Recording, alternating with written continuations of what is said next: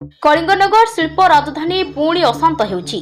दीर्घ 20 वर्ष है नीलाचल कारखाना कलिंगनगर शिल्पांचल में पदथापी उत्पादन आरंभ करिछि, किंतु सही कारखाना पई घर जमी हराई सबुदिन पई बासच्युत होइथिबा परिवार लोक आज भी आखिरु लुह गलाउछन्ति, पाई पारुनाहांति न्याय।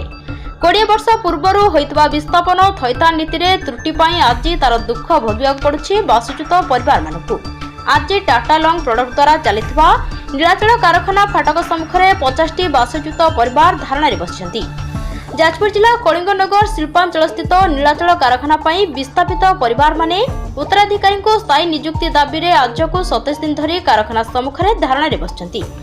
एजावत आरपीडीएससी बैठक में निया जायथिबा निष्पत्ति को कार्यकारिता दाबी रे कलिंगनगर श्रमिक संघ नेता बाबुली पूर्ति, महिराम पूर्ति, विजय कुमार महांत प्रमुख शुक्रवार दिन समर्थन करथिया बेले एही सत्याग्रह रे कलिंगनगर विस्थापित विरोधी मंच धारणा रे बसिछन्ति।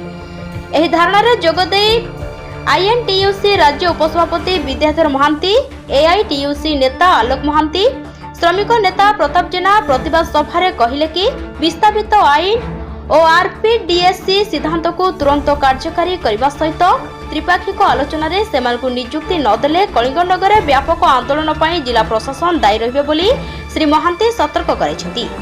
जे पर्यंत यार स्थायी समाधान न होईछि ए धारणा को समर्थन करी श्रमिक संघ सत्याग्रह चालू रहिबे बोली श्रमिक नेता माने घोषणा करथिले।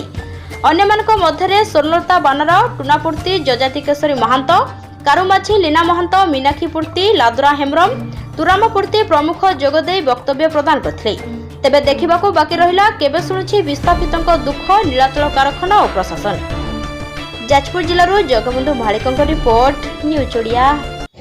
दाबी तो आमर गोटे दाबी स्थायी नियुक्ति आमर दाबी, जेहेतु आमे कंपनी को जगह माने जगह बाड़ी घर सबू देलु आउ एठिकार सरकार कहउचंती जे एठी डेभलप होउची, जदी एठी डेभलप होउची आमे जगह देलु ए कंपनी को आउ को कंपनी देलो आज्ञा हम नीलाचल को देछु।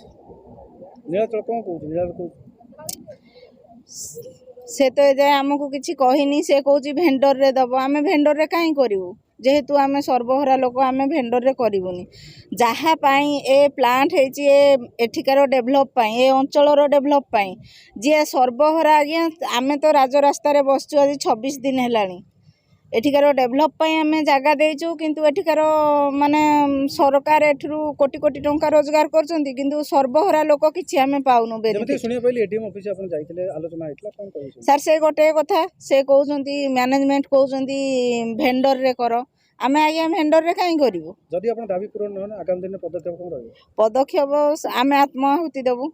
जोति आजी जो गणधारणा रे मु बसिली जो आरपीडीएस रे जो रोल पास कराई आज पर्यंत जिला प्रशासन कार्यकारी करना, जो कि विस्थापित लोक हंतसंत होउचंती।